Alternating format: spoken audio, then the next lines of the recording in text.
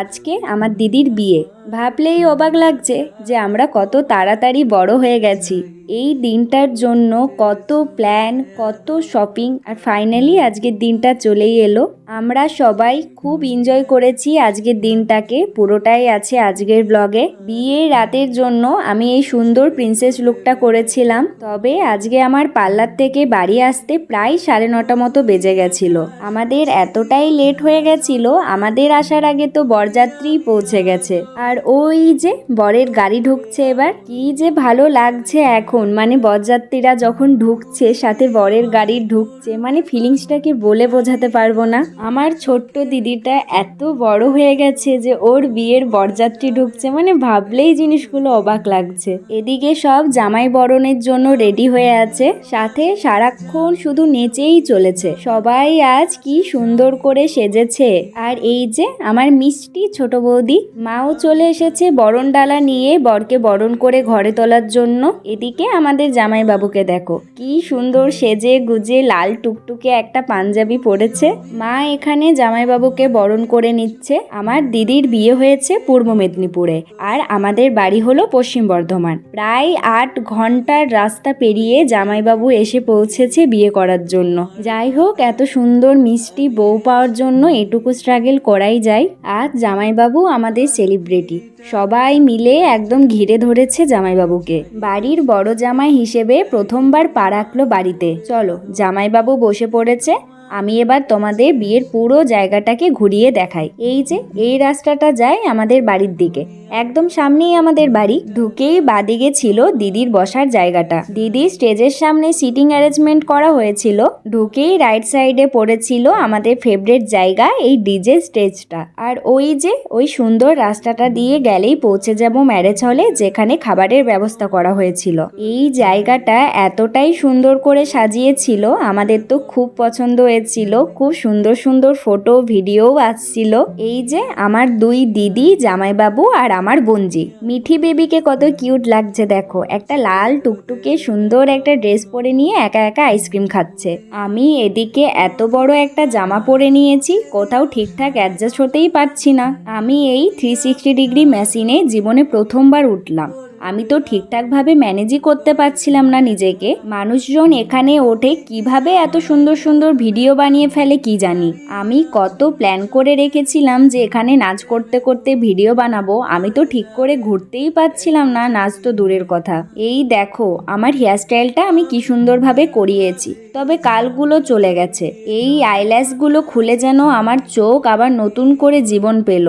এখানে আমি আর ঝুনু দুজন মিলে একটা নাচ করছিলাম। আচ্ছা তোমরা গেস করো তো আমরা কোন গানে নাচ করছি। আমি তো এই সময়টাতে খুব এনজয় করছিলাম, তবে নাচটা খুব একটা ভালো প্র্যাকটিস করিনি, ওই 1-2বারই করেছি হয়তো। এরপর আমি, ঝুনু, সৈনী 3জন মিলে 2টো নাচ করেছিলাম, তার মধ্যে একটা তো তোমরা দেখেই নিয়েছো। অনেক নাচ করে নিয়েছি, এখন খুব খিদে পেয়ে গেছে, চলে এসেছি ম্যারেজ হলে। প্রায় সবার খাওয়া হয়ে গেছে, শুধু আমরা কজনই বাকি ছিলাম। বসে বসে এখন আমি নিজেরই নাচের ভিডিওটা দেখছিলাম যে কিরকম নাচ করেছি, কি কষ্টে আমি নিজেকে অ্যাডজাস্ট করেছি এই চেয়ারে। আমার তো একটা সোফার দরকার ছিল। এদিকে আমাদের স্যালাড দিয়ে চলে গেছে, এত রাত হয়ে গেছে একদমই কিছু খেতে ইচ্ছে করছিল না। আর এই যে আজকের মেনু, সেরকম কিছু খাইনি, তাই মেনুটাকেই শেয়ার করে দিলাম। প্রথমেই চলে এসেছে পনির কাটলেট, এরপর মাশরুম কিমা সাথে নান। মাশরুম কিমাটা খেতে কি যে ভালো হয়েছিল, এখনো অবধি মুখে লেগে আছে। এরপর আমি চিকেন কষা নিয়েছিলাম, বাকি সবকিছু স্কিপ করে দিয়েছি, আর নিয়ে নিয়েছি মাটন। খাওয়া দাওয়া হয়ে গেছে, আবার চলে এসেছি নাচ করতে। খাওয়া দাওয়ার পর যদি নাচই না করলাম তাহলে কিসের বিয়ে বাড়ি। এখানে আমার আর ঝুনুর জামাটা এতটাই বড় ছিল যে আমরাই পুরো স্টেজের হাফ অংশ দখল করে নিয়েছি। সারা বিয়ে বাড়িতে কিছু করি আর না করি, মনের সুখে নাচটা করে নিয়েছি আমরা। নাচ করার সময় এত গরম লাগছিল, এত ঘাম হচ্ছিল, মেকআপও গলে যাচ্ছিল, তাও নাচ করা বন্ধ করিনি।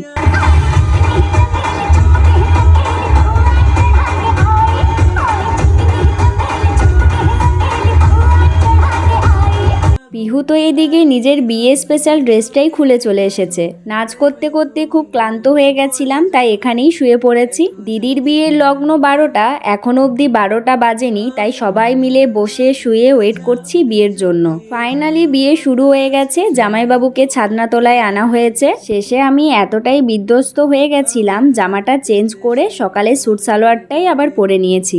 এখন জামাইবাবুকে মাঝখানে রেখে সবাই গোল গোল করে ঘুরবে। এটা বেশ মজার রিচুয়াল, মাঝে মধ্যে জামাইবাবুর গালটা সবাই টিপে দেবে। আমার এত বিরক্ত লাগছিল, আমার তো মেকআপটাও তুলে ফেলতে ইচ্ছে করছিল।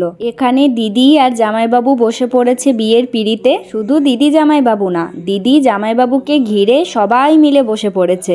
এই একটা সুন্দর দিন পাওয়ার জন্য দিদি জামাইবাবুকে 8টা বছর অপেক্ষা করতে হয়েছে। কি সুন্দর দেখাচ্ছে দুজনকে একসাথে, যেন একদম রাত জোটক। এত রাত হয়ে গেছে, তাও এখনো অবধি মিঠি মায়ের কোলে বসে বিয়ে দেখছে। পুরোহিত মশাই দিদির আর জামাইবাবুর গাঁটবন্ধন করে দিচ্ছে।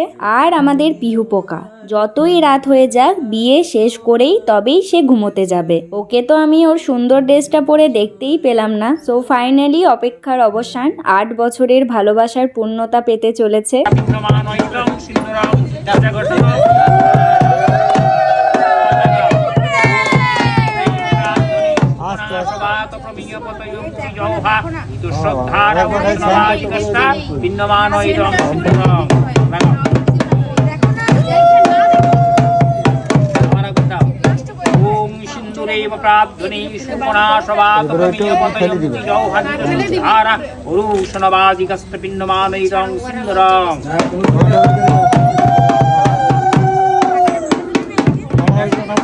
বিয়ে সম্পন্ন হলো।